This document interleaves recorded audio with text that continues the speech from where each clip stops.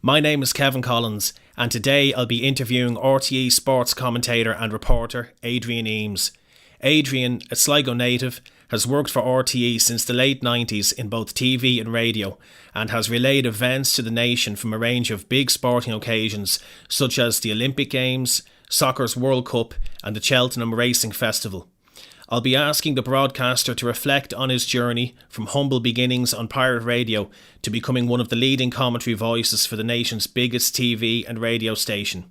If he can conjure up an answer the way he can conjure up a slick finish on the five-a-side pitch, then this should be an interview to remember.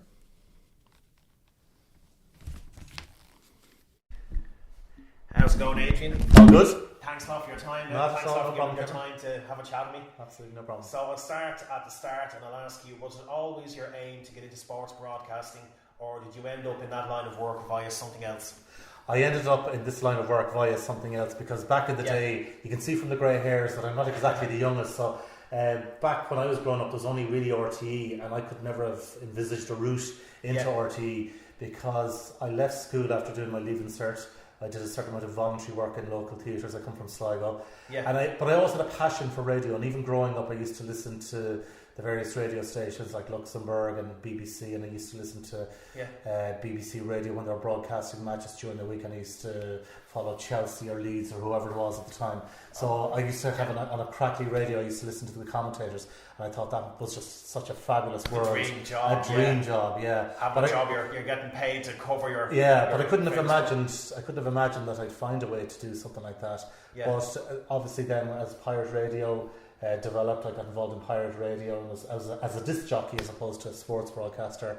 And then with the legalisation of independent radio in 1989, I applied for all the stations that were on the go. Got lucky, did the interview, got lucky, got into Midwest Radio and Mayo, and I kind of developed from there, Northwest Radio in Sligo, FM 104 in Dublin, and then in 1998 into RTE. Oh, very good. So with the knowledge you've amassed from the world of sports, commentary and reporting over the last 18 years, what tips would you give to Adrian Eames back in 1998 when he's about to begin work with RTE? Well, I'd say to him what I'd say to anybody is that first of all, if you're having any issues trying to get involved in radio, no matter what you do, just keep at it. And if necessary, sometimes you have to just suck it up and maybe volunteer and go in as a runner. You're not going to get your dream job straight away. You've got to work your way up. You've got to work your way up, and it's probably as tough now as it was back then to get into any stations because there's so many people coming out of broadcasting and journalism colleges. So what would I say to Adrian? I say just persevere, stick at what you're doing, and believe in what you're doing. And there'll be times of frustration and times. But at least give yourself the best chance. But give yourself, exactly, and stick at it. I know in this day and age it's difficult for people to stick at something if they can't see any avenues in. But do other things if necessary. But if you have to volunteer, if you have to try and just knock on doors as much as you can, stick at it. Don't be afraid to kind of start at the very bottom or to persevere. Go in, try and get into it from different angles rather than the conventional approach. Exactly. So it might be sports broadcasting that you want to do. That may not be there straight off, but find a way to get involved and get onto the broadcasting ladder and keep trying. Exactly. So how did you find your 5 years in FM 104 covering sport, and do you feel that it was the ideal role to have had before starting work on a bigger stage with the RTE? Yeah, big time. I think it was in many respects the making of me, because you were doing bulletins on the hour from maybe 3 o'clock until 10 was the one that I used to mainly do. You're sort of rewriting stories all the time, so it was a great grounding because you absolutely had to get stuck into things, and you had to find new ways of maybe writing a story rather than just churning it out the same every hour. Skimming over the surface. And it also was at a time as well which was very much, the internet hadn't taken off, so that you could have fallow periods where you really had to think for yourself in terms of what's out there. Well, there's the Irish team will be announced on Thursday. You were making a lot more phone calls, whereas nowadays a lot of the stuff is generated by social media. And you can pick up on things on Twitter. You pick up on things, so stories kind of fall in your lap a lot more than as they used to back then. Maybe before you were phoning people to get your information. Exactly. There'll be certain days that maybe on a Tuesday at 12 o'clock in the day where they get done the previous night's football. What was coming up later in the day was a little bit far away, so around 12, 1 o'clock or 2 o'clock in the day you wanted something different. So some days you just had to run with the story from last night or somebody's injury and try and make it sound as if it was much more interesting than it That was. really Like was. Stephen Gerrard's sustained a slight hamstring injury last night. There's a fear, blah blah blah. So you had to be a little bit creative as well, you know. But you felt the experience really sort of groomed you forwards ahead. Absolutely, totally. Great education. I would say that it was the best education I could have got, actually, you know. Before going into that role. Yeah, definitely. Do you feel now that so many people having access via the internet to post their own videos and blogs has slightly devalued the tradition of journalism and reporting? No, it's changed it. I don't know if it's devalued it. It's changed the landscape. It means that everybody has a say in between blogs and Twitter accounts and whatever. Everybody can offer their opinion. Now, it's a very busy highway in terms of the traffic that's on it, whereas you know, when I was starting out, you know, that highway was very quiet and there was just one or two cars on it. Now it's just just Jammaroonies. Rush hour traffic. It's the M50. Start of the day till the evening. And that's not a bad thing, but it just means that I suppose amidst all the clutter, there's a lot of stuff going on out there. But I think for individuals, it's a great route to, you know, to get experience and to advertise what they can do to anyone who's watching. And get the experience of writing and coming up with their own opinions or whatever, you know. And not only that, but also seeing other people's styles and the way they would kind of knit things together. Absolutely,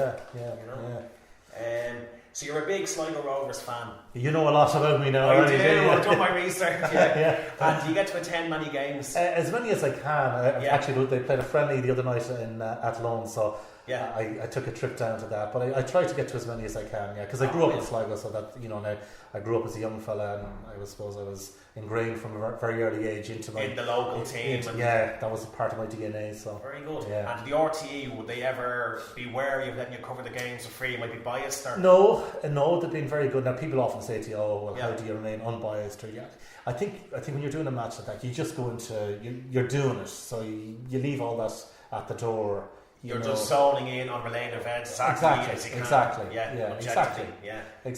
certainly like to think so, but some people sort of say, you know, how do you do it, or do you? And you don't really, because you have to go with the excitement. If if anything, you probably try to play it down a bit so that you're not seen to be. It's a bit like you often hear. Say years ago, Brian Clough, Nigel would often be saying that when he was playing for Forest, that even if the team didn't play well and everyone was supposed to blame for defeat, that Brian would hammer Nigel out in the change room. He'd probably be more critical. He was paranoid about the players thinking, he's not going to say boo to his exactly, kind of thing, exactly. So he was overcompensating. Yeah, so that could be the kind of syndrome that you're talking about there. You know, you're extra careful that people don't say, "Oh, look, Adrian Eames." No, I try not to be, because I just try to keep it measured on either side. That that you're not, but you just relay what's in front of you, and that's the key. That's you just focus on the job in hand. Yeah.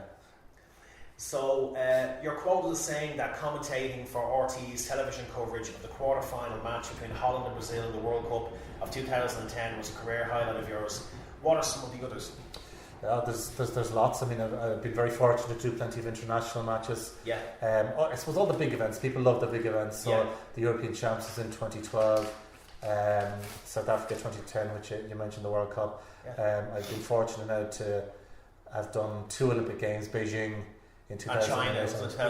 And London 2012.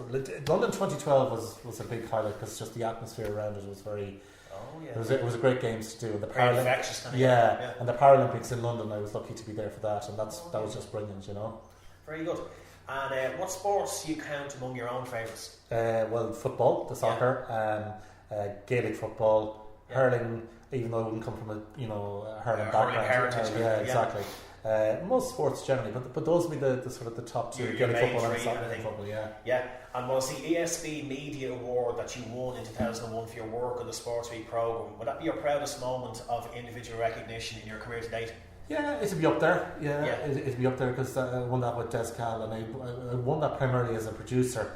And I'd only started producing maybe 2 years beforehand. So very good. So that was a real kind of pat on the back as to how far you've come in that field. And then we won a PPI RTE Sports for the Olympics coverage in Beijing, and that was a highlight as well. You know, very good. And let's see now. How did you find the experience of covering the 2008 Olympic Games in China for the RTE Radio? Yeah, absolutely brilliant. Well, it was a real culture switch to go to somewhere like China. I believe, very different from the London Games, but it was very different.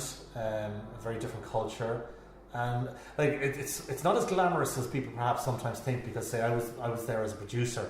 So a lot of the time you were spent in basically a big warehouse with studios in it, and we had our studio there. So if you weren't in 5-star hotels. Well, I mean that element of it was fine, but it was kind of like from the hotel to the warehouse. To the warehouse and back to the hotel kind of thing. But it was still great to do, and the time difference was a bit of an issue because.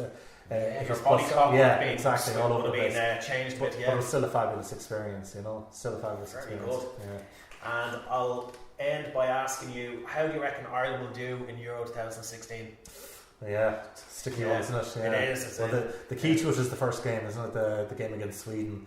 Get something from that. I mean, Martin O'Neill has said that. I think in any tournament where you're in it, where you've got 3 games in a group, if you can get something, and they're evenly matched with Sweden. I think the big Irish support will be an issue as well. So you'd have to be optimistic. Belgium, they didn't exactly shoot the lights out at the last World Cup. They didn't, no. Italy, I'd be more concerned about it, despite the fact that Belgium are so high in the rankings, in the world rankings. But Italy, their tradition is when they come to a tournament, strong tournament team. When they come to a tournament, and they do have quality players. So I think if you can get a win against Sweden, then it sets it up in a very, very nicely the Belgium game. So I think we do okay. It won't be as bad, I think, as the European Championships in 2012. Well, let's hope not, anyway. We need to be very good to string 3 passes together in any game. I think we were just found out a little, and although I think people have been harsh a bit on Trapattoni, because hindsight's a bit. I think it was a great achievement to get there with the bunch of players we had. We could have performed a lot better, but like sometimes when you go to major finals, and you leave yourself open to be found out. You need to get the breaks. You need to be injury free as well as much as possible. But I think we'll do okay. I mean, I think getting out of the group might be a big ask. Might be a big ask, but as I say, it's one thing, of course, playing the likes of Moldova and tournament games. But when you go to these tournaments, all the average teams are long weighted out, so you're just left with the. And I know what Roy Keane says about you have to aim high and all that, but sometimes I think people need to temper their expectations as well. And don't be afraid to let realism come in, kind of thing. A little bit. But at the same time, there's no harm in dreaming about it as well. True, And who do you fancy for a potential winner from the rest of them, do you think? Ooh, well, dare I say, it'd be predictable enough to say the likes of Germany, but you'd have to fancy Germany. I would anyway. I just think again, like Italy, they're big shots when it comes to tournament football, and I think they'll be thereabouts. And I think the Italians will have a good run at it as well. The Italians, and of course Spain as well. It's Spain, hard to know. Means they changed times to them, compared to what went before. But 3 titles now, 2012, but they did have a miserable World Cup in 2014. So they'll be interesting as well. And who knows about Belgium? But I'm not sure they have what it takes to go on and win it. At this stage. And Adrian, there's one last thing I'll ask you. Actually, my tutor Dave said he loves listening to the radio, so if you just give it a quick hello, maybe. Good man, Dave. Tell me a little bit more about Dave now before I finish. Oh, he's a great fella now, Is he? Yeah. He's a very good teacher, I would say. He's top of the class. Great teacher, and very fresh and positive. Fair play. Well, that's good. That's what you need. Yeah, absolutely. Great stuff. Okay. So thanks for your time, Adrian. Yeah, no problem. No problem. Thanks a million. Cheers, great stuff. Thanks. That was great. Thanks very much.